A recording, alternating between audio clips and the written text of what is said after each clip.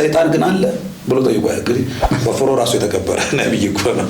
ብላ ያስበለሰን ብላ ብትበላ አምላክ ትሆናለህ አለው። ሰላም ጤና ይስጥልኝ። በመላው ዓለም የምትገኙ ኢትዮጵያውያንና ኤርትራውያን በያላችሁበት ሰላማችሁ ይብዛ። ይህ ቤተ ማርያም ፖድካስት ነው።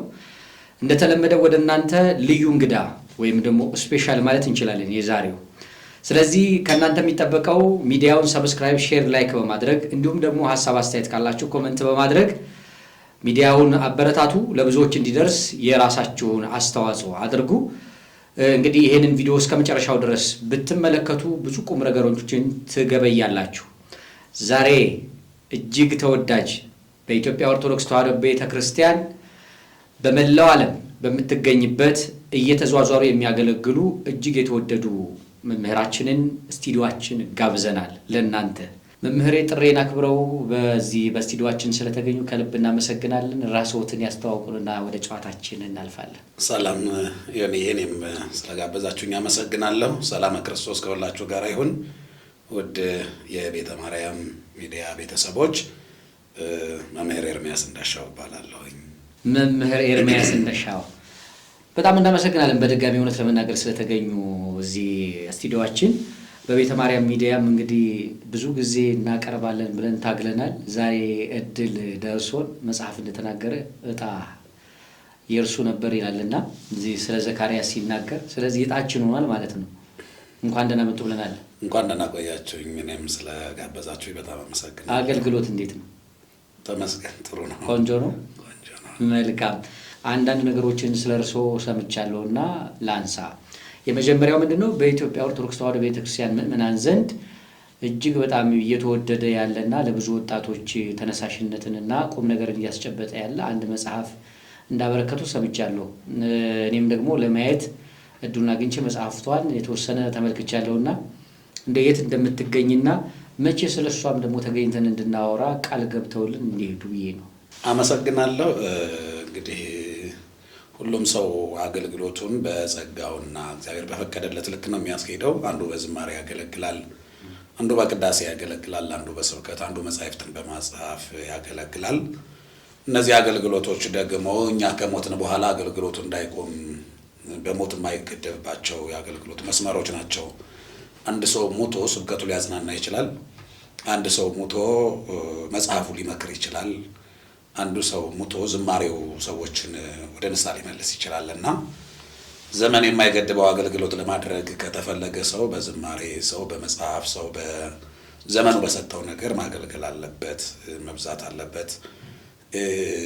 ጊዜ ሳይገድበን የምናገለግልበት መንገድ ነው። ሰው እዚህ ሆኖ አንዱ ስብከቱ አሜሪካ ያለውን ሰው ያጽናናል፣ አንዱ ደግሞ ኢትዮጵያ ያለውን፣ አንዱ ጎንደር፣ አንዱ ባህር ዳር፣ አንዱ ሐረር ያለውን ሁሉንም ማጽናናት የሚችልበት ማገልገል የሚችልበት መንገድ ይሄ ነው። ሰው ውስን ነው፣ በአንድ ቦታ የሚገደብ ነው። በእነዚህ ነገሮች ግን በቦታ ያልተገደበ አገልጋይ መሆን ይችላልና ከዛ አንጻር እኔም እንግዲህ እንደ አባቶች እድሉ ደርሶኝ እግዚአብሔር ፈቅዶልኝ አንድ ሚዜ አልባ ሙሽሮች ነው የሚለው መጽሐፉ። እንግዲህ የመጀመሪያውን ትዳር በገነት የተመሰረተው ትዳር ከእነ አዳምና ሔዋን ጀምሮ እስከ እኛ ጓዳ ድረስ ትዳር ምን ይመስላል የሚለው የታየበት ነው። በተለይ ስያሜውን ያገኘው የአዳምና የሔዋንን ሰርግ ጋብቻ ምክንያት በማድረግ ነው። እንደሚታወቀው መምርዬ አዳምና ሔዋን ሲጋቡ ስለ ልብስ አያስቡም፣ ጸጋ እግዚአብሔር ነው ልብሳቸው። ስለ ምግብ አያስቡም፣ ገነት ላይ ያሉ ፍሬዎች ከጥራታቸው የተነሳ እንደ መስታወት ፊትን ያሳያሉ። ከጣዕማቸው 7 ቀን አይጠፋም። ከእጅ ላይ የበላህበት ጥሩ ጥሩ ምግብ አንዳንድ ቀን ምግቡ ሽታው አይጠፋም፣ ለ7 ቀን ሽታው አይጠፋም። የገነት አንድ ቅጠል ቀጥፈ አንድ ፍሬ ስትበላ ቀጥፈ ከዛ ቆርጠ ስትበላ ይሄኛውን በልተህ ሳጨርስ እዛ ቦታ ላይ ተመልሶ ያፈራል። ጥራቱ መልክን ያሳያል። ያንን እየበሉ ምን ይቸገራሉ? በዚህ ህይወት ውስጥ ላይ የኖሩትና ያንን የገነት ኑሮ በተመለከተ የሚዳስስ ነው። እስከኛ ትዳር ቤተ ክርስቲያን በትዳራችን ውስጥ ችግር ሲገጥመን ምን አይነት መፍትሄ እንስጥ ትላለች የሚለውን ችግሩንና መፍትሄውን በፍቅር ላሉ በትዳር ላሉ ሰዎች የተወሰነ ያግማን የምትመክር መጽሐፍ። የመጀመሪያ ልጅ ናት። በስጋ 2 ልጅ በመንፈስ 1 ልጅ አለ ማለት ነው። እኔና ባለቤቴ የወለድናቸው 2 ልጆች አሉ። እኔና መምህራኖቼ ደግሞ የወለድናት ደግሞ አንድ መጽሐፍ ነው። ስለዚህ አንድ ለእናቷ ናት። በጣም ጥሩ ሀሳቦችን የያዘች መጽሐፍ ናት። ለእናት የተወለደች ናት። አዎ። ስለዚህ አንድ ሊቅ እንደውም ሲያስተምር አይቼ ሰምቼ አሁን ባሉት ሀሳብ ላይ ሁለት እናት የሌላቸው ሁለት እናቶች የሚል ሀሳብ አንስቶ ሔዋንንና ማይገቦን አገናኝቶ ሲያስተምር ሰምቻለሁ እና ግሩም ነው በጣም። ይችን መጽሐፍ ሚዜ አልባ ስትል በጣም ተገርሜ ያየኋት መጽሐፍ ናት። ምናልባት የምናገኝበት ወይም ደግሞ ምዕመናን የሚያገኙበት በዚሁ አጋጣሚ ተነግሮ ቢያልፍ ጥሩ ነው። አዎ መጽሐፏ እንግዲህ በተለያዩ 4 ኪሎ አካባቢ በሚገኙ በነ ኦሜጋ በተለያዩ ብቻ ብዙ ቦታዎች ላይ ተሰራጭታለች። እነ ዮሐንስ መደብር አለ፣ ባህር ዳርም፣ ሐረርም፣ ጅማም ብዙ ክፍለ ሀገራት አሉ። ከዛ ውጭ ደግሞ ያው በአድራሻ ነው። ስልክ እናስቀምጥ እዚህ ላይ። መልካም የተወደዳችሁ ኦርቶዶክሳውያን እንግዲህ ይህንን ፖድካስት እየተከታተላችሁ ላላችሁ ሚዜ አልባ የምትለዋን መጽሐፍ እዚህ የእሳቸውን ስልክ አስቀምጣለሁ። ስለዚህ ስልካቸው ላይ በመደወል እናንተ አላችሁበት መጽሐፉ ሊደርሳችሁ ይችላል። እንደገናም ደግሞ በቂ የሆነ መረጃ ጥቆማ ይደርሳችኋል። ምናልባት ያላነበባችሁ ሰዎች በእኔ እምነት እንድታነባት፣ በተለይ በጮኝነት ያሉ ወጣቶች ነገ ትዳር መስርተው መልካም የሆነ ኪሳራ ያልገጠመው ትዳር እንዲመሰርቱ እጅግ መሰረታዊና ጥሩ ጽንሰ ሐሳብን የምታስጨብጥ መጽሐፍ ናት። ይህችን መጽሐፍ ስላበረከቱልን ግን ከልብ እናመሰግናለን። ምክንያቱም ሊቃውንቱን ማበረታታት አለብን። አባቶቻችንን አሁን የምናወሳበት ትልቁ ነገር አሻራቸው ስላለ ነው። ስለዚህ ይሄ የእርስዎ አሻራ ነው፣ የእርስዎ ታሪክ ነውና ከልብ እናመሰግናለን። ከዚህ በላይ ደግሞ ቅዱሳት መጻሕፍትን እንደሚያበረክቱልን ጥሩ ጥሩ መጻሕፍቶችን እንደሚወልዱልን ተስፋ እናደርጋለን። አገልግሎቶ የተቃና እንዲሆን የሁላችን ምኞት ነው። መልካም እንግዲህ ዛሬ ወደ ተገናኘንበት ሐሳብ ልግባ። ምናልባት በኢትዮጵያ ኦርቶዶክስ ተዋሕዶ ቤተክርስቲያን ብዙ በዓላት እናከብራለን። ብዙ የበዓላት ማከባበሮች ይዘቶችም እንዲሁም ደግሞ ሁናቴዎች አሉን። እነዚህን ከማንሳታችን በፊት በኢትዮጵያ ኦርቶዶክስ ተዋሕዶ ቤተክርስቲያን አማኞች ውስጥ የቅዱሳን መላእክትን ሁኔታ ከማየታችን በፊት መጽሐፍ ቅዱስ ስለ ቅዱሳን መላእክት ከዘፍጥረት እስከ ራእይ ያወራል እና የመላእክት አገልግሎት በሰው ልጆች ሕይወት ውስጥ ምን ይመስላል? እንደው የተወሰነ እዚህ ላይ እስኪ እናንሳ። በጣም ጥሩ መምህር። አሁን መላእክት ከሰው ልጆች ጋር ሲፈጠሩ ራሱ ለዘላለም አብረው ሊኖሩ የተፈጠሩ ፍጥረታት ናቸው። እግዚአብሔር 22 ፍጥረታት ፈጥሯል።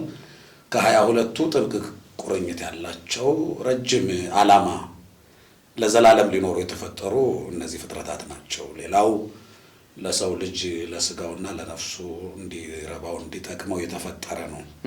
መላእክት ግን የዘላለም የምስጋና አጋር ሆነው የሚቀጥሉ ፍጥረታት ናቸውና ሰው ደግሞ በስጋው እንስሳትን በነፍሱ መላእክትን የሚመስል ድንቅ ፍጡር ነው።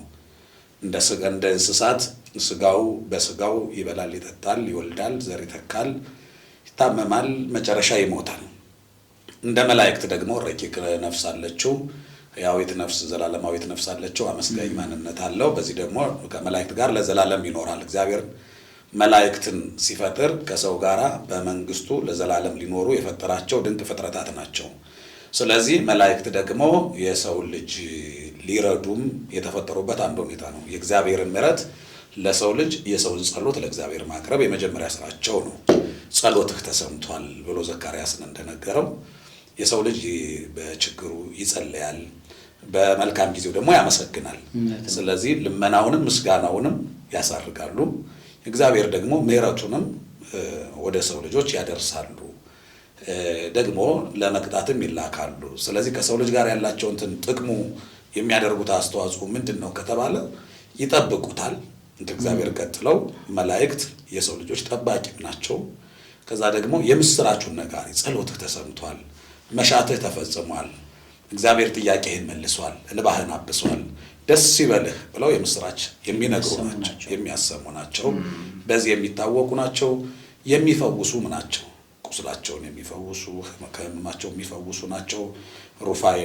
እነ ሩፋኤልን ስንመለከት እነ ጦቢትን እነ ጦቢያን በጎ ያደረጉ ናቸው። እነ ቅዱስ ገብርኤልን ስንመለከት የምስራች የነገሩ ናቸው። ብቻ መላእክት ለነ ዳንኤል ያደረጉትን በጎ ነገር ስናይ በችግራቸው ከአንበሳ ጉድጓድ የሚታደጉ ናቸው፣ እሳቱን የሚያጠፉ ናቸው። እንግዲህ እነዚህ ነገሮች ዳንኤልና ሰለስቱ ደቂቅ ላይ ብቻ የሚቀሩ አይደሉም። በዘመናችን ያኔ የነበረው ችግር በዘመናችን አለ። አንዳንዶቻችን እንደ ዳንኤል የሆነ ጉድጓድ ውስጥ ነው ያለነው። የገባንበት ጉድጓዱ ምናልባት አንበሳው ተቀይሮ ሊሆን ይችላል፣ ሌላ ችግር ውስጥ ልንሆን እንችላለን። ግን ከገባንበት የትኛውም ጉድጓድ ውስጥ አንበሶቹ ምናልባት አለቆቻችን፣ ክፉ ጎረቤቶቻችን፣ ክፉ ጓደኞቻችን ሊሆኑ ይችላሉ። የሆነ ጉድጓድ ውስጥ ጥለውናል። ከዚያ ማውጣት ይችላሉ። ዛሬም ስራ ላይ ናቸው። መላእክቱ ልክ እንደ አምላካቸው የዓመት ዕረፍት ሳይወስዱ ነው የሚሰሩት። ያለ ድካም ነው የሚሰሩት። በሰው ልጆች ማንነት ልክ አይደለም የተሰሩት። ከዛ በላይ ፍጥነት፣ ከዛ በላይ ረቂቅነት፣ ከዛ በላይ ኃይል ያላቸው ናቸው መላእክትና በዚህ ልክ ጸሎትን ለእግዚአብሔር በማድረስ ምስጋናን ለእግዚአብሔር በማድረስ የእግዚአብሔር ምሕረት ለሰው ልጆች በማድረስ ከተጣልንበት ጉድጓድ በማውጣት ከተሰበርንበት በመፈወስ ከእሳቱ ማውጣት የሚችሉ ናቸው መላእክት። ይሄን ሁሉ ለሰው ልጆች ነው ያደረጉት። ምናልባት ትናንትና ያደረጉላቸው ሰዎች እዚያ ላይ ስራቸው አቆመ አልተባለም። ሁልጊዜ ስራቸው ይሰራል። ያ እርዳታቸው ዛሬም በዘመናችን አለ። ይሄ እያንዳንዳችን ታሪክ ቢተረክ ትናንትና በገብርኤል ቀን የገብርኤልን ስም ጠርተን ወይ ከመኪና አደጋ የተረፍንን ወይ ከሆነ እሳት ውስጥ የወጣንን። እሳቱ ነው የሚለያየው። አንዳንዱ ትዳር እሳት ሆኖበት ሊሆን ይችላል። ጓደኛው እሳት ሆኖበት፣ ኑሮ እሳት ሆኖበት ሊሆን ይችላል። ማጣት ሁኔታዎቹ ከዛ ነው የሚያወጡን። ዛሬ ደግሞ ሁልጊዜ እሳት አይነድም፣ ሁልጊዜ አንበሳ ጉድጓድ አይቆፈርም። ጉድጓዱ እሳቱ ይለያያል። ግን እሳቱ ቢለያይም የሚያድኑት መላእክት ስራቸው ትናንትናም ዛሬም ያው ማዳን ነው፣ መስራት ነውና በዚህ ልክ የሚታደጉ እኔ በጣም የሚገርምህ መላእክት የማን መልእክተኞች ናቸው ስንል እኮ የዚያ ንጉሥ ተላላኪዎች ናቸው። እንደው የዛን ንጉሥ ማንነት ይኸው እስቲ አሁን ምድራዊ ንጉሥ እንኳን ሰራዊቱን አስበው እስቲ ምን ያህል ፈጣን፣ ምን ያህል ተፈሪ፣ ምን ያህል ግርማ እንዳለው አስብና የምድራዊው ንጉሥ ነው የምልህ። ያ ንጉሥ ደግሞ የሰማዩ ንጉሥ ደግሞ ያለ ምርጫ የነገሰ ያለ እጅ ብልጫ የነገሰ በየ5 ዓመቱ የምርጫ ስጋት የሌለበት ንጉሥ፣ በቃ ይሄ ነገ ማን ተነስቶ ይገለብጠኝ ሆነ የሚል ሰቀቀን የሌለበት ንጉሥ ነው። 1 ሚሊዮን ሕዝብ በዓለም ላይ ያለ ሕዝብ አንድ ጊዜ አባታችን ሆይ በሰማያት የምትኖር ይሄ መንግስትህ ትምጣ እያለ የሚማጸኑት ንጉሥ ነው። እሱ ደግሞ ጥያቄ ሲቀርብለት፣ ልመና ሲቀርብለት ያለ ወረፋ የሚያስተናግድ ንጉሥ ነው። 1 ሚሊዮን ሰዎች ጥያቄ በአንድ ማይክሮ ሰከንድ መመለስ የዚህ ተላላኪዎች ናቸው። የዚህ ንጉሥ የምድራዊው ንጉሥ ተላላኪዎች ይሄን ያህል ፈጣኖች፣ ይሄን ያህል ድንቅ፣ ይሄን ያህል ግርማ ካላቸው የዚያ ንጉሥ ሰራዊት ደግሞ አስበው ፈጥሮ የፈጣሪ መልእክተኞች ድንቅ ናቸው መላእክትና በዚህ ልክ ነው እንግዲህ መላእክትን ትንሽ እንግለጣቸው ካለ እውነት ነው። በጣም መላእክት በጣም አገልግሎትንም በደንብ ስንመለከት ከእግዚአብሔር ጋር ያላቸው ቁርኝነት ወይም ነው የተፈጠሩበት ዓላማ የሰው ልጅ ለማገልገል እንደሆነ እናያለን። በእነርሱ መታመን መደገፍ አንዳንድ ሰዎች ጋር ጥያቄ ይነሳል። እግዚአብሔር እያለ እግዚአብሔር ያለ ረዳት የሚሰራ አምላክ ነው ብለው ጥያቄ ያነሳሉ። እውነት ነው፣ እግዚአብሔር ያለ ረዳት ነው የሚሰራው።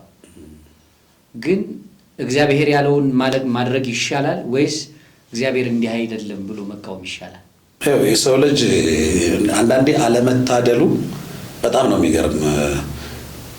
ብዙ ጊዜ ውስጡ የሚፈተነው ፈተና ሲደርስበት ምናምን እግዚአብሔር ግን አለ ብሎ ጥያቄ ያቀርባል። እንዲህ ብሎ የሚያቀርበው ሰው ግን ሰይጣን ግን አለ ብሎ ጠይቆ አያውቅም። በሰይጣን መኖር በቃ ምንም ችግር የለበት። ሰይጣን እንዲህ አደረገኝ ይላል፣ መላእክት ግን እንዲህ አደረገልኝ አይልም። ሰይጣን ያደረሰበትን ፈተና የደረሰበትን መከራ ያወራል። እውነት እግዚአብሔር አለ፣ ግን እግዚአብሔር ካለ እንዴት የሁሉ መከራ ደረሰ ይላል።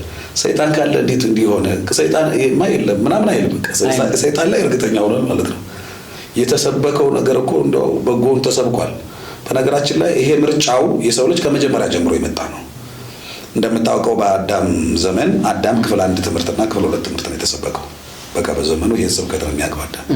ክፍል 1 ስብከት እግዚአብሔር መጣና እውነተኛ ስብከት ሰበከው፣ የሚጠቅመው ለህይወቱ የሚረባ ስብከት። ዕፀ በለስ እንዳትበላ ብትበላ ትሞታለህ ሰበከ፣ ጨረሰ። ክፍል 2 ዲያብሎስ መጣና እየገለበጠ ሰበከው። ዕፀ በለስን ብላ ብትበላ አምላክ ትሆናለህ። ክፍል 2 ስብከት ዲያብሎስ መጣና ይሄንን እየገለበጠ ሰበከው። ገልብጦ እንዳረብ ጽሁፍ ወደ ግራ ጻፈው። ዕፀ በለስን ብላ ብትበላ አምላክ ትሆናለህ አለው። ሁለቱንም ስብከት አዳመጠ አዳም። ሁለቱንም ስብከት ከሰማ በኋላ የተገበረው የዲያብሎስን ስብከት ነው። ምርጫውን አደረገ። ምርጫው ግን ሞት ነው ሆነ። ከዛን ጊዜ ጀምሮ በጣም የሚገርመው የሰው ልጅ ምርጫው ከተሰበከው የሚረባውን ከተነገረው ይልቅ ማንም ሳይነግረው ተቃራኒ ላይ አሁን ለምሳሌ ምንም ተጣሉ ተብሎ ተሰብኮ አያውቅም። ሁልጊዜ በፍቅር ኑሩ፣ ፍቅር እንደዚህ ነው፣ የፍቅርን ጥቅሙ ተነገረ። አንድም ቀን ተጣሉ ተብሎ ተሰብኮ አያውቅም። ግን ሰው ሁሌ ጥላቻ ላይ ነው ያልተሰበከውን። ይሄ በረቂቅ ዲያብሎስ ሹክ ያለውን ነገር ነው ተግባራዊ የሚያደርገው። ይሄ ልማዱ ሆነ። ስለዚህ እግዚአብሔር ምን አደረገ ይላል እንደውም ሊቁ ሰው መቀየር እንደማይችል አየና ሕጉን ቀየረው። አትብላ ብሎታል ነበር መጀመሪያ። እስቲ ደግሞ በሚበላ ደግሞ አድርጌ ልሞክረዋል። አሁን እግዚአብሔር የሚበላ ነገር ላድርገዋልና ስጋዬን ብሉ አለና ቀየው። እስቲ ድንገት ደግሞ ሲበላ መብሉ ላይ ነገሩ አለና የሚበላውን ነገር ሲያደርግ ደግሞ ስጋዬን ብሉ አለ። እንደው ይሄ ማስጠንቀቂያው ያልበላ ብሎ ነው። ስጋዬን ያልበላ በቃ ሕይወት የለውም አለ። ያኔ የበላ ነበር ሕይወት የለውም። ያኔ ከበላ ሕይወት የለም ነበር። አሁን ካልበላ አለና ደግሞ ከነ ማስጠንቀቂያው አመጣው ደግሞ ሕይወት ክርስቶስ ስጋውን አመጣ። ከዛ ደግሞ የሰው ልጅ ደግሞ ብላ ሲባል አሁን ምክሩ ብላ ነው፣ መምህራን ብላ ነው፣ እግዚአብሔር ብሎኝ ነው የሚለው። ገና ነኝ እኔ ቆይ ትንሽ እያለ ሰው አሁንም ቀጠሮ ላይ ነው። ኃጢአቱን ያለ ቀጠሮ ነው የሚሰራው። ጽድቁን ግን ኃጢአቱን ለመስራት ዛሬ አይደለም አሁን ነው የሚመቸው። ንስሐ ለመግባት ግን ዛሬ አይደለም ነገም አይሳካል፣ አይሆንለትም። ሁሌ ቀጠሮ ይደርሳል የሚለው እግዚአብሔር ደግሞ ቸርነቱን ተመልከት። ዓመት ሙሉ የሰራኸውን ኃጢአት ወደ ንስሐ ለመምጣት ዓመት ሙሉ አይደለም ይፈጅብህ። 10 ዓመት የሰራኸውን ኃጢአት በአንድ ቀን መግባት እንድትችል አደረገው። ሲጀመር 10 ዓመት የሰራነውን ኃጢአት ወደ ንስሐ ለመመለስም የሚፈጀው 10 ዓመት ቢሆን ኑሮ ማንም ንስሐ አይገባም ነበር ማለት እኮ ነው። እንዲሁ ነው የከበደን እንኳን። ይሄ ነው የሚገርመው በጣም። እና ከዚህ የተነሳ ሁልጊዜ የሰይጣን መኖር ላይ ጥያቄ የሌላቸው ሰዎች የመላእክት ጉዳይ ላይ ግን ጥያቄ የሌላቸው በቃ ብዙ ሰዎች የመላእክት ጉዳይ ላይ ጥያቄ፣ የድንግል ማርያም ጉዳይ ላይ ጥያቄ ያነሳሉ። ይሄንን ጥያቄ ደግሞ ልክ ጥቅም አልባ ተው የመላእክትን ጉዳይ። እግዚአብሔር እኮ በመዋዕለ ሥጋዌው ኢየሱስ ክርስቶስ መጣ፣ ድውዩን ፈወሰው። ድውዩን በሚፈውስበት ጊዜ ግን እሱ ፈውሶታል እኮ አድኖታል፣ ጨርሷል አይደል? ግን ምን አደረገ? ሂድና ራስህን ለካህን አሳያለሁ።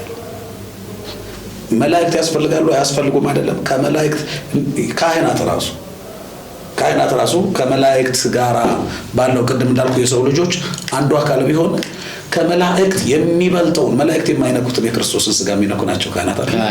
ምድራውያን ናቸው። ኃጢአት ሊስማማቸው ይችላል። ግን ምንም ይሁን አለ ሂድና ራስ በቃ ፈውሻለሁ ማንም አያስፈልግም አላለም።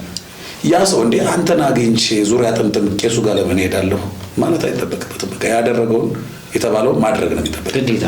ስለዚህ መላእክት መጽሐፍ ቅዱስ ላይ የተጻፈው እውነት ነው።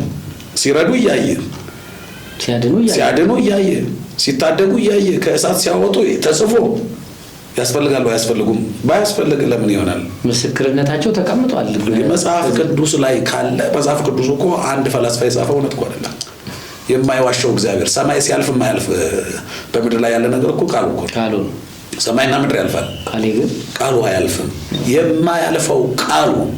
የማያልፈው ቃሉ ተጽፎ ምስክር ሆኖ ስራው ተደንቆ በመጽሐፍ ቅዱስ ተቀምጦ ሰው መጽሐፍ ቅዱስን ደግሞ አምናለሁ ብሎ ከተቀበለ በቃ እኮ አለቀ። ክርክርም አያስፈልጉም እኮ። ይሄው ባያስፈልጉ ኑሮ እርዳታቸው እዚህ ጋር ምን ይሰራሉ? ያሰባልን። በጣም እናመሰግናለን። እውነት ነው እንግዲህ የእግዚአብሔር ቃል ለዘላለም ነው፣ መላእክቱም ለዘላለም እንዲሰሩ ተፈጥረዋል ነው። ከዚህ አንጻር ግሩም ድንቅ ነው። መልካም። ይሄን እንዲህ ካነሳን ሰኔ ሚካኤል ነው ብያለሁ ቅድም መግቢያ ላይ እና እንግዲህ ሰኔ ሚካኤል ከማለታችን በፊት እስራኤል ዘስጋና ቅዱስ ሚካኤል እንግዲህ መጋቢ ብሉይ ትሉታላችሁ ሊቃውንት። ስለዚህ እንደው ይሄ መጋቢ ብሉይ የተባለ መልአክ፣ ይሄ ደግ መልአክ፣ ይሄ ሩሩ መልአክ እንደው ከእስራኤል ዘስጋ ጋራ የነበረውን አገልግሎት እንግዲህ ቃድስን ማየት ነውና እንደው እዚህ ላይ ጥቂት ቢሉ። እንግዲህ ሚካኤል ከስሙ ትርጉም ስንነሳ በጣም የሚገርም መልአክ ነው። መላእክት በየራሳቸው በጣም ግሩማን ናቸው። ሚካኤል ማለት ራሱ ማን እንደ እግዚአብሔር ስሙን የተሸከመ መልአክ ነው። መላእክት በሙሉ በነገራችን ላይ ያው ከክርስቶስ ጋር የተገናኘ ነው ስማቸው። ሚካኤል ኤል ማለት ኤል የሚለው በሙሉ የእግዚአብሔር ስም ነው። ሚካኤል፣ ገብርኤል፣ ኡራኤል እያለ ነው የሚቀጥለው የመላእክቱ ስምና ማን እንደ እግዚአብሔር አዳኝ ነው፣ እግዚአብሔር ታዳጊ ነው፣ እግዚአብሔር እውነተኛ ዳኛ ነው እያለ የሚቀጥል ነው ስማቸው ራሱ ሲተረጎምና ሚካኤል ማን እንደ እግዚአብሔር ነው። በጣም በሚገርም ሁኔታ ርህራሄው ታዳጊነቱ ደራሲው በጣም አድንቆ ነው ይሄ ቸርነቱ የሚራራበት ማንነት አልቦ ዘይት ማሰለከ በልማደ ምህረት ወሳይል እንበለ ባሕቲታ አይተከባሪያም ድንግል ይላል። ርህራሄዋ የተጠማ ውሻ የሚያራራት ያቺ የአምላክ እናት ካልሆነ በስተቀር በርህራሄ አንተን የሚመስል የለም እያለ ነው የሚያወድሰው ሌሊት ነግስ በተባለው ድርሰትና ርህራሄው ታዳጊነቱ ደግሞ ለእስራኤል ዘስጋ ደግሞ ያደረገው በጣም የሚገርም ነው። አንተ ነው ሚካኤል መና ዛወረድከ ያኔ እንኳን መና ትኩስ እንጀራ አይደለም ቀዝቃዛ ውሃ አይደለም በጎ ድምጽ በማይሰማበት ምንም በሌለበት ምድረ በዳ የእባቡ ፉጨት በሚሰማበት ጠላት ካሁን ደርሶ ገደለኝ እያሉ ሰቀቀን በበዛበት እንደው ያልበረደ ትኩስ እንጀራ እኮ ነው 40 ዓመት ሙሉ እየመራ ቀን በደመና ማታ በብርሃን አምድ ራሱ ይሄ ስሪቱ ውስጥ ተመለከተው በጣም ነው ቢገርመው ማለት ቀን ፀሐዩ ነው ሰው ሊጎዳ የሚችለው ማታ ደግሞ ጨለማው ነው ሊያስፈራ የሚችለው ስለዚህ ቀን ላይ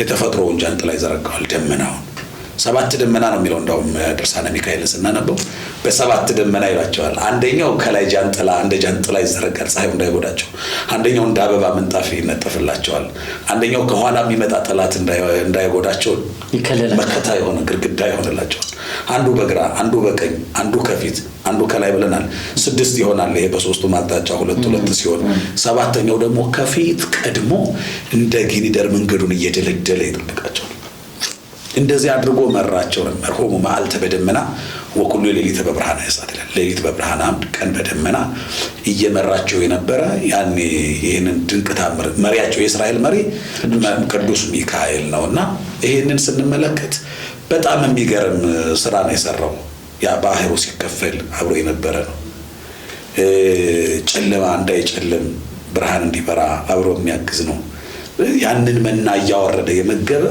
መልአክ ነው እንግዲህ ዛሬ በዘመናችን ለብዙዎቹ እንጀራ ያጡ የእንጀራው በር የተዘጋባቸው የተጨነቁ ሰዎች ብዙ ይኖራሉ አሳዳጊ ለሌላቸው እንመጣበታለን ብዬ ነው በቃ ሁሉ ነገር የሚሆን እንጀራ የሚሆን ትዳር የሚሆን ቤትን የሚሰራ ከእግዚአብሔር ማን እንደ እግዚአብሔር ሆኖ ከእግዚአብሔር የተላከ የእግዚአብሔር ባለመዋዕል በነገራችን ላይ ያው ሳጥናኤል ነበር አሐዜ መንጦ ላይ ተቀርቦ በእግዚአብሔር የሆነው እሱ ቦታውን ሲለቅ በሱ ቦታ ገብቶ የሚሰራው እሱ ነው ያንን የሱን ቦታ የሚያዘ ማለት ነውና ለእግዚአብሔር ቅርብ እግዚአብሔር ነው ወፍጡነ ረድኤት እያልን ተራዋለን በጣም በሚገርም ሁኔታ ርህራሄው ቸርነቱ ከእግዚአብሔር ጋር ያለው ቁርኝት ሁሉም ቅዱሳን መላእክት የየራሳቸው ጸጋ አላቸው የየራሳቸው ደረጃ አላቸው የራሳቸው ስልጣን አላቸው ስራቸው የተለያየ ነው በቅዳሴው እንደነገረን ሊቁ የሚያጥኑ አሉ መንበሩን የሚሸከሙ አሉ የሚዘምሩ አሉ በዝምታ በተመስጦ ድንቅ አምላክ በቃ በአንክሮ በዝምታ የሚመሰገን አምላክ እኮ ነው የልብ ሹክሹክታ የሚሰማ ተደሞ ምን ነው ዝም ቃላት አልገልጽልልና አንዳንዴ ቃላቶች በሙሉ ሽባ ይሆኑ ባህል እሱ በቃ እንዲህ ብዬ ባወድሰው ራሱ የቃለሱ ምን ይሆናል ተለነዝ ብለህ ትነጠቃለህ እሱን ይሰማዋል እግዚአብሔር በቃ የጩኸት ያህል ልብና ኩላሊትን ይመረምራል ተብሎ የተጻፈው ስለዚህ ያንን ይሰማዋል በቃ ጥርት ያለ ድምጽ ነው ሆኖ የሚሰማው ለሱ ትስስሩ ከልብ ጋር ነው ከፊት ከልብስ ጋር ስላልሆነ ከቁመና ጋርና ያንን ይይዛል እግዚአብሔር እንዲህ አይነት ከልብ ጋር ተሰሰር ያለው አምላክ ነውና መላእክቱም በዚህ ልክ ልብን ሐሴት ሊሞሉ የሚችሉ የሚረዱ ናቸው ለእስራኤል ያደረገው ደግሞ በጣም ድንቅ ነው ባህረ ግርምተ ገብረ አረፍተ ወበውስጤታ አራየ ፍኖተ በመላኩ እጅ ይላል ያ ባህሩ ከሙሴ ጋር ሆኖ የተከፈለው የባህር ግድግዳ እየተደገፈ ለመጀመሪያ ጊዜ እንግዲህ ከመላኩ ጋር ሲወጣ የተወጣ ጉዞ ላይ ነው የባህር ድጋፍ የውሃ ምርኩዝ ተደግፈው ያለፉት ከዚህ መልአክ ጋር ነው ያ መልአክ ነውና አስፈሪው ውሃ ያሰጥማል የተባለው ምንጣፉ ነው ሲሻገር ደግሞ ከጠላት ደግሞ ሲያድን ደግሞ የጠላትን አስከሬን እያዩ እስራኤልን እንዲዘምሩ ያደረገ መልአክ ነው። ትናንትና ውሃ ያሸከማቸው ደም እንባ ያስነባቸው የሱን መከራ ደግሞ አዩ። ዛሬ ደግሞ መከራው የሱ ሆነ። የነሱ ልልታ የሱ ዋይታ ሆነ። እነሱ መንገድ ሆኖ አበባ ምንጣፍ ተነጥፎላቸው የተሻገሩበት ያ መንገድ ለፈርዖን አልቃሽ የሌለው መቃብር፣ ማንም አስከሬኑን ሳይሸኘው የክብር ሽኝት ሳይደረግለት አስከሬኑ ቀብሩ የት ቦታ እንደሆነ ሳይታወቅ ለነሱ በጎ ያደረገ እግዚአብሔር ትናንትና ያለቀሱትን በደስታ እንባ ሲሞላ፣ ትናንትና ደግሞ በእነሱ መከራ የተሳለቀው ደግሞ ዛሬ መከራ ላይ ሆነ። ጊዜ ይሄ ነው። የሚገርም ነው። በጣም ታሪኩ በጣም የሚገርም ነው። ይወስዳል የመላኩን ወዳጅነት አሁን ይሁዳ አምጥቶ የከተበው አለና ህዝቡን እንዴት እንደሚታደግና ከህዝቡ እንደማይለይ የመላእኩን ክትትል ሁልጊዜ የማይበት የመጽሐፍ ቅዱስ ክፍል አለ። ሙሴ በናባው ተራራ በቀረ ጊዜ ስለ ሙሴ መቃብር ህዝቡ ጥያቄ ያነሳበት ላይ ከዛ ህዝቡን እንዴት ጠብቆ ቅዱስ ሚካኤል ስለዛ ስለ ሙሴ ስጋ ያነሳውን ሐሳብ ያስገርማል። በጣም እሱ ይሁዳ 9 ላይ ያው አንድ ምዕራፍ ነው ያለው። ምዕራፍ አይጠቀስም ለይሁዳ ሲሆን ቁጥር 9 ላይ ሚካኤል ከዲያብሎስ ጋር ከሰይጣን ጋር ስለ ሙሴ ስጋ ተከራከረ ይላል። እንደውም እና በጣም በቃ ሌላ ማለት አልፈለግም። ጌታ ይገስጽህ አለው ይላል። ምክንያቱም ሐሳቡ ማሰናከል ነው። የዲያብሎስ ሐሳብ ማሳት ነው። በቃ ጣዖት አድርገው የሙሴን መቃብር ሲረባቸው መጥተው ሊያለቅሱ ነው። እንግዲህ አንተ በትኖር አይረበንም ነበር መናከረ ምን አይወደለም። መጀመሪያ እንደተናገሩ ከፈርዖን ለምን አወጣን? ያው ድንቹ እንትኑ ናፈቀንና ሽንኩርቱ ይሻለን የግብጽ ዱባ ይሻለን ነበር እንዳሉ። አሁን ደግሞ ሙሴ ሲሞት መቃብሩን እንግዲህ በጥበብ እግዚአብሔር ማንም አላወቀም፣ መላእክት የከበሩት ነው የሚለውና በጣም የሚገርም ነው። የሙሴ ሕይወት ራሱ ድንቅ ነው። አሟሟቱ ድንቅ ነው። መላእክት ሲገቡ በጣም ሙሴ ከውሃ የተገኘ አይደል? የውሃ ነው። እንደው አልፌ አልሄድም አብሬ ልቆፍር ላግዛቸው ብሎ መቃብር ይቆፍራል። የራሱን መቃብር እንግዲህ ቆፍሮ ራሱ የተከበረ ነብይ እኮ ነው። እድርተኛ አስከሬኑን ማንም ያልተሸከመው ማንም ያልገነዘው ሰው ነው ሙሴና እስራኤል ዘሥጋ ደግሞ ከፍቅራቸው የተነሳ የተቀበረበትን ቦታ ቢያውቁ በቃ እዚያው አስከሬኑ መቃብሩ ነው ዙሪያውን ከበው ሲያለቅሱ ነው የሚኖሩ። በተራቡ ቁጥር ወይኔ አባቴ አንተ ብትኖር ዛሬ አይረበኝም ነበረ እንላለን። አዎ ዛሬ አንተ ብትኖር ውሃ አይጠማኝም ነበረ ይላሉና የሚመገባቸው እግዚአብሔርን ይረሳሉና ሁልጊዜ ደግሞ እግዚአብሔርን የሚያስረሳ ነገር ጣዖት ነው። አንተ ብትኖር ካለ አንተ እያለኝ እያለ የምንመካበት የእግዚአብሔርን ቦታ የሚይዝ ነገር በሙሉ ጣዖት ነው። ስለዚህ ሙሴ እዚያ ቦታ ላይ ቆሞ መጋረጃ እንዳይሆን እግዚአብሔር ባወቀ የሙሴን መቃብር ሰወረ። ጉዞው ቀጠለ። ግን ሙሴ ቢሞትም ጉዞ አይቋረጥም እና ዲያብሎስ ይሄንን ሐሳብ አዛኝ መስሎ ይሄን ያህል መግቧቸው ይሄን ያህል ከመከራ አውጥቷቸው አሻግሯቸው እንዴት መቃብሩን ሳያውቁ ሳያለቅሱለት እንዴት ይቀራሉ? ንግግሩ እኮ በጣም የሚጠቅም ነው የሚመስለው። አዛኝ እኮ ነው። የሔዋን ምክር እኮ ነው። የሔዋንን ምክር አንድ ሊቅ ሲናገር ምን ብሏል? ዲያብሎስ የሚጠቅም መስሎ ይጎዳል፣ እግዚአብሔር ደግሞ የሚጎዳ መስሎ ይጠቅማል አለ። ምክንያቱም እግዚአብሔር የሚጎዳ መስሎ ነው የሚጠቅመው። ምን ማለት ነው? እንጀራ መሶብ ውስጥ እያለ ጦምክን ዋል። ጾም ማለት እሱ ማለት ጾም ማለት እኮ እንጀራ እያለ አትብላ ነው። ውሃ እያለ አትጠጣ። የሚጎዳ እኮ ነው የሚመስለው፣ ግን የሚጠቅም ነው። ዲያብሎስ ደግሞ ብላ ነው የሚለው። እንዴ ትከሳለህ፣ ትጠቁራለህ፣ ጨጓራ አለብህ ምን አለብህ እያለ ሲመክር በጣም የልብ ወዳጅ ነው የሚመስለው እና ዲያብሎስ የሚጠቅም መስሎ ይጎዳል፣ እግዚአብሔር ደግሞ የሚጎዳ መስሎ ይጠቅማል። እና ልክ ዲያብሎስን ስትመለከተው አሁን የሚጠቅም በቃ የልብ ወዳጅ በቃ ማህበራዊ ሕይወቱ ከማህበራዊ ሕይወቱ አንፃር ቢታይ አሁን የዲያብሎስ ንግግር የሚጠቅም ነው የሚመስለው። እንዴት ትናንት እንኳን ሳይተከል ይሄን ያህል ዘመን ቡለታ ይዋለላቸው ሙሴ አይደለም አንድ የምታውቀው ሰው እንኳን አንድ ቀን የምታውቀው ሰው እንኳን ሞቶ ግድ ሐዘን ላይ ለቅሶ መድረስ አለበት። እንዴት እስራኤልን ይሄን ያህል ዓመት መግቦ እንዴት መቃብሩ ላይ ሳያለቅሱለት ይቀራሉ? እንዴት አያውቁትም? ማወቅ አለባቸው ነው አሁን ክርክሩ። ከሚካኤል ጋር ያለው ጌታ የልቡን ሐሳብ አየ፣ ጌታ ይገስጽህ አለው ነው የሚለውና ከመሰናክል የሚጠብቅ ነው። አየው እንዳንፈተን ራሱ የሚከላከል ጽድቅ ከኛ እንዳይረቅ ጽድቅ ከኛ እንዳይርቅ፣ በረከት ከኛ እንዳይርቅ፣ እግዚአብሔርን እንዳናጣ እውነተኛውን መንገድ እንድንቀጥል ወደ ጎን ያለውን የሚያሰናክለውን ነገር እየሸፈነ እየተከራከረ እየገሰጸ እያራቀ ትክክለኛው መንገድ ግን እየመራ ከጠላት እየሰወረ የሚያኖር መልአክ ነው ለእስራኤል ያደረገው።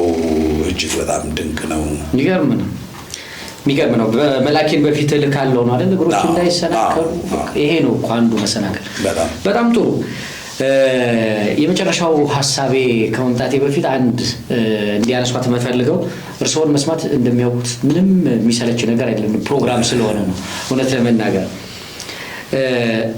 ሰኔ ሚካኤል ስንል እንግዲህ የዓመት በዓላትን ስናከብር የቅዱስ ሚካኤል አንዱ ዓመታዊ ክብረ በዓል ሰኔ ሚካኤል ነው እና እኛ ኦርቶዶክሳዊ በቅዱስ ሚካኤል ምልጃ ያደግን በዓል አከባበሮቻችን እንደው ምን መምሰል አለባቸው? አንዳንድ ጊዜ ባህል የሆነው ነገር ነገሩን እያጠቃን እናያለን እና ማክበራችን፣ በቅዱሳኑ ስም መሰብሰባችን፣ ነገረ መላእክትን አስበን በቤቱ መገኘታችን አንዱ ይበል የሚያሰኝና አባቶቻችንም ከሰሩን ስርዓት አንዱ ይሄ በጣም ከእግዚአብሔር ጋር ቁርኝት እንዲኖርን ያደረገ ነው ብዬ አምናለሁ።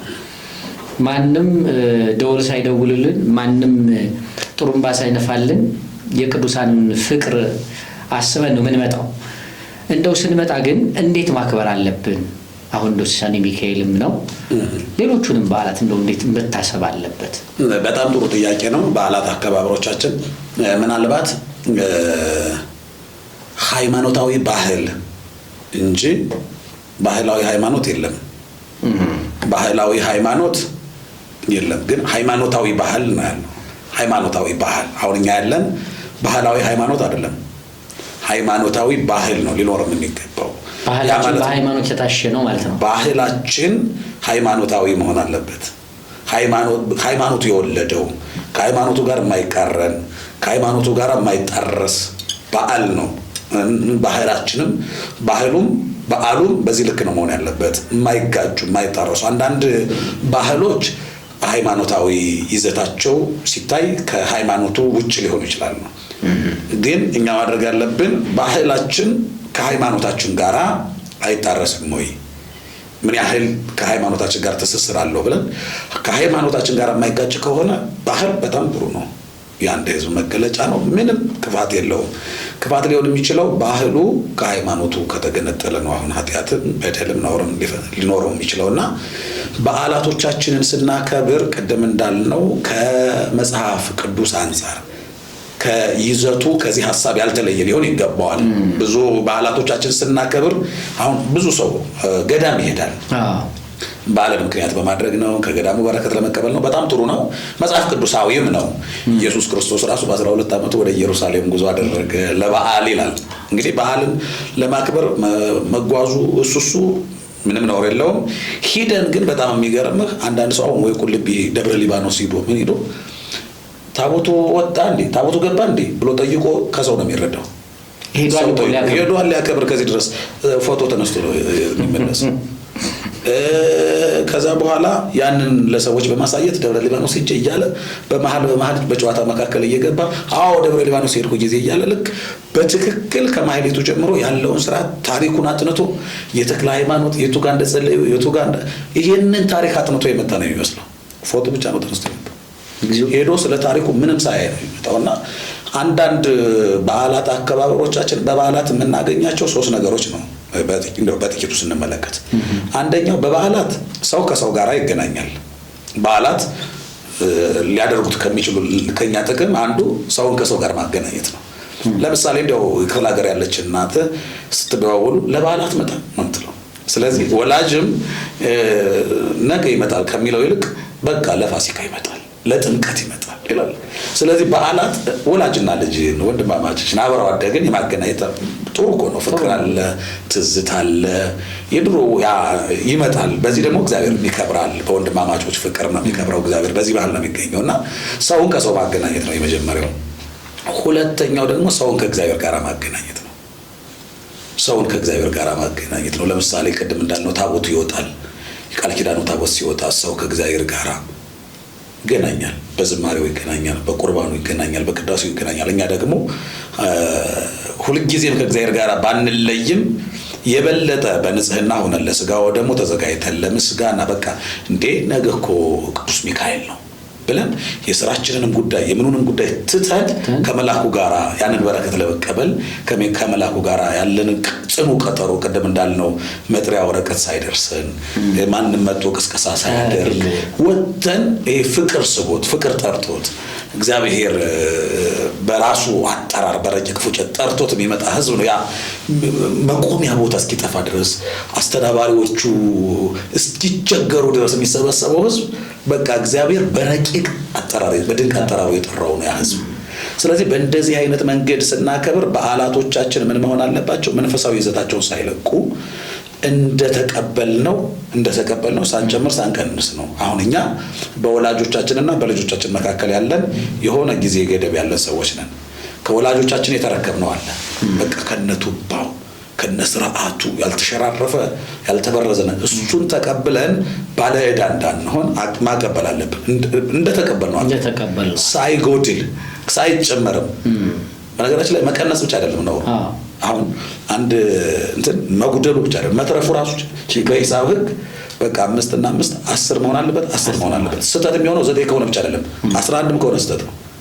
ስለዚህ አንድ በዓል አንድ ትውፊት አንድ ሃይማኖታዊ ስራ ዶግማው እንደተቀበልነው ማቀበል አለብን ሳንጨምር ሳንቀንስ ማለት ነው። መጽሐፍ ይታንትጉ ወይ ተወሰኩ ነው የሚለው። አታጉድሉ አታትርፉ አትጨምሩ። በቃ ማጉደልም ክደት ነው ማትረፍ ነው። በቃ ቅዱሳን አማላጅ ናቸው ካል አማላጅ ናቸው፣ አምላክ ናቸው ካልንም ስተት ነው፣ አያማልዱንም ስተት ነው። ድንግል ማርያም ማይከለ ፈጣሪው ፍጡር ናት፣ አምላክ ናት ማለትም ስተት ነው፣ አታማልድም ማለትም ስተት ነው። ቦታው ላይ ነው። ከፍቅር የተነሳ መጨመርም ማለት ነው። ከፍቅር የተነሳ መጨመር ያለ ቦታ ማስቀመጥ ነው። በነገራችን ላይ ክህደት የሚባለው ያለ ቦታ ማስቀመጥ ነው። አንድ ነገር ያለ ቦታ መከልከል ማፈናቀል ነው። ቅዱሳን ቦታቸውን እግዚአብሔርን አማላጅ ማድረግ እሱ ክህደት ነው። ድንግል ማርያምን አምላክ ማድረግም ይሄም ክህደት ነው። በእምነት ማለት ዶግማ ማለት ሊቀመጥ በሚገባው ሊታመን በሚገባው ልክ ቦታውን መስጠት ነው። ስለዚህ ቦታን አለማዛባት ነው። በዓላቶቻችን ስናከብር ቦታ እናዛባለን። ብዙ ቦታዎች ድብልቅልቃቸው ወጥቷል። የበዓሉ ዓላማ አንዳንድ ጊዜ ስታዩ ልክ በዛው ልክ ቅድም እንዳልኩ በዓሉን ሊያከብር የመጣው ነጭ በነጭ ለብሶ ይመጣል። ነጭ በነጭ ለብሶ ደግሞ ይመጣል። ሌባ ደግሞ አለ። ነጭ በነጭ ለብሶ ደግሞ ሊመጣ ነጋዴ ደግሞ አለ። ምንም በዓሉ ምን ይሁን የለም። በቃ ሂሳብ ላይ ነው ያለው ነገር። ቤተክርስቲያን ነው የመጣው ይሁን ግን አሁን እነዚህ ሰዎች ቤተክርስቲያን እንጀራ መብላታቸው እኮ ቤተክርስቲያን ደስታዋ ነው። ግን እንደው አንዳንዱ በእምነት ቤተክርስቲያን አያምንባትም እንኳን አይወዳትም። ምቹ ጊዜ ቢያገኝ ያቃጥላት የሚፈልግ ለሱ ሁሉ እንጀራ የሆነች ናት ቤተክርስቲያን። ጊዜ ጠላቶቿ እጅ ላይ የወደቀች ተቋም። ስለዚህ ቤተክርስቲያን አስብ ለዚያ ሁሉ ይሄኛው ስለቱ ሰምሮለት የሚመጣ ነው። አንዱ ደስ ብሎት ጃንጥላ ይዟል፣ ጧፍ ይዟል፣ በቃ ውለታውን እያሰበ ልጅ ወልዶ በትዳር ተባርኮ ያደረገለትን ሲያስበው የራሱ ህይወት ራሱ በቃ ምታቱ ነውበት። ግን እኔ ነኝ ይላል። በቃ ትናንትና ይህ ታክሲ የሚከፍለው አጥቶ ይጨነቅ የነበረ ሰው ነው። ዛሬ በራሱ መኪና መጥቶ እንባ እየተናነቀው ይመጣል። አንዱ ደግሞ ትናንትና በራሱ መኪና ይመጣ የነበረው ዛሬ ደግሞ የታክሲ አጥቶ ደግሞ እባክህ ወደ ትናንትናው መልሰኝ የሚል ደግሞ አለ። አንዱ ትናንትናን አይመልሰው የሚል ነው። ትናንትናን አይመልሰው ይቻለም ይላል። አንድ ላይ እንደው ህልማችን እውን የሚሆንባት ብቻ አይደለች፣ እውናችንም ህልም የሚሆንባት ዓለም ናት። አንዳንዱ ህልማቸው እውን ሆኖላቸዋል፣ አንዳንዶቹ ደግሞ እውናቸው ህልም ሆኖባቸው ወይኔ ትናንትና እኮ ይላሉ። ሲያስቡት እውነቴን የነበር ያው ሁሉ ገንዘብ ይላሉ። ዛሬ መከራ ላይ ናቸው። ትናንትና የነበራቸው ስልጣን ዛሬ የለም፣ እየተፈለጉ ነው። መከራ ላይ ሰቀቀን ላይ ናቸው። ትናንትና እኮ ይላሉ እያሰቡ ያንን የህልም እንጀራ እየበሉ ነው። እና በጣም የሚመጣውን ሰው ስትመለከተው በእውነት እግዚአብሔር ምን አይነት አምላክ! ያንን ሁሉ እኮ ነው የሚሰማው። ያንን ሁሉ አንድም አይሰማው የለም እግዚአብሔር። እኔ ማን ልስማ? ሁላችሁ ትጮኻላችሁ አይልም እግዚአብሔር። ሁሉም እኮ ነው አንዴ ቢጮህ አንዴ እንዲህ ብለን በጋራ እንጮኻለን እንለምናለን። አባታችን ያ ሁሉ ህዝብ የዕለት እንጀራ ስጠኝ ይላል። እንዴ እኔ ማንን ላስተናግድ አይልም። እሺ ብሎ እንጀራ ነው የሚሰጠው። ደግ አባት ነውና በዓላቶቻችን ስናከብር የዚህን አምላክ ቸርነት የመልአኩን ምልጃ ከሱ የሚገኘውን በረከት በማሰብ በዓላቶቻችን ከአባቶቻችን በተቀበልነው መንፈሳዊ ይዘቱ ሳይለቅ መከበር አለበት የሚል መልእክት ነው ያለኝ። አሜን። በጣም እናመሰግናለን። ከልብ ነው የምናመሰግነው። እውነት ለመናገር ተሰምተው አይጠገቡም። መምህር እንግዲህ በመጽሐፋው ጉዳይም በብዙ መንገድ የምንመጣ ነው የሚሆነው። እስኪ እንደው አገልግሎትን የሚፈልጉ የእሱን አገልግሎት ደግሞ እንግዲህ እርስዎም ሚዲያ አለዎትና ያሉትን የሚዲያ ገጾች ይንገሩን። እኛም ደግሞ ሰብስክራይብ አድርገን ቤተሰብ እንድንሆን እናንተ ነው ከየኑ የምናገረው ቤተሰቦች። አመሰግናለሁ። በመጀመሪያ ቤተ ማርያም ሚዲያ በጣም ብዙ ጊዜ እከታተላለሁኝ። ለቤተ ክርስቲያን ይጠቅማል ያለውን በነፍሱ ተወራርዶ የሚያገለግል ወንድማችን ነው። ቤተሰቦቹ ናችሁ ደግሞ እንደዚህ አይነት መንፈስ በዚህ ዘመን ሟርት፣ ጥንቆላ፣ ሌላ አሳሳች ሀሳብ ሰውን የሚለያይ ነገር በሚሰራጭባቸው ሚዲያዎች ብዙ ተከታይ ያለው እውነት ለመናገር አጋጣሚ ሆኖ ደግሞ ቀደም እንዳለው ደግሞ የሰይጣን ደጋፊ ብዙ ሲኖር ደግሞ የበጎ ነገር ተባባሪ ደግሞ እጅግ ጥቂቶቹ ናቸው።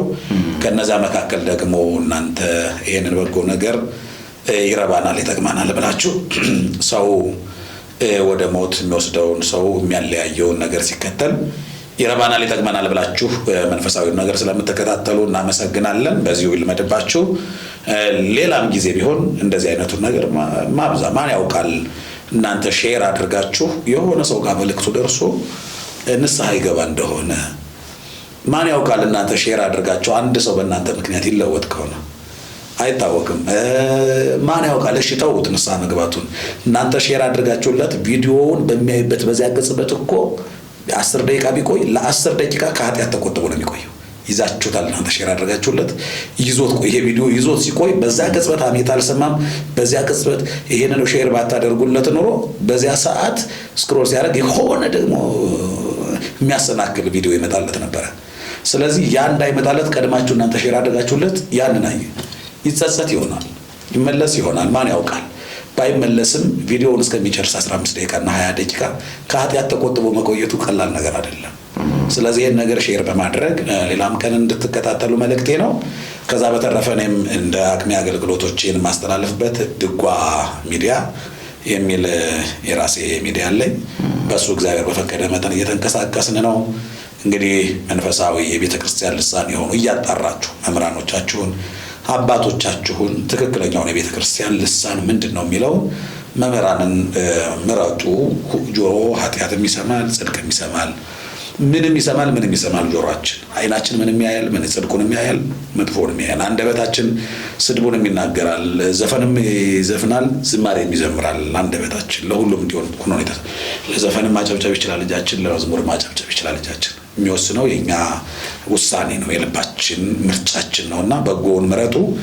የመጨረሻ የመልእክት ነው የሚሆነው። ክቡር መምህራችን እንግዲህ ሁላችንም ከልጅነታችን ያሳደገን መልአክ ቅዱስ ሚካኤል ያዕቆብም እንደተናገረ የዮሴፍ ልጆች በባረከ ጊዜ እጁን አመሳቅሎ ከልጅነት ጀምሮ የጠበቀኝ መልአክ እነዚህን ብላቴናዎች ይባርክ ብሏል ብለው አበው ይነግሩናል፣ ነግራችሁናል። ስለዚህ መልአኩ ያሳደጋችሁ የጠበቃችሁ አሁንም የመልአኩ ምልጃና ጸሎት አይለያችሁ። በዓሉን በዚህ ልክና በዚህ መጠን አክብሩ። ድጓ ሚዲያን ሰብስክራይብ አድርጉ።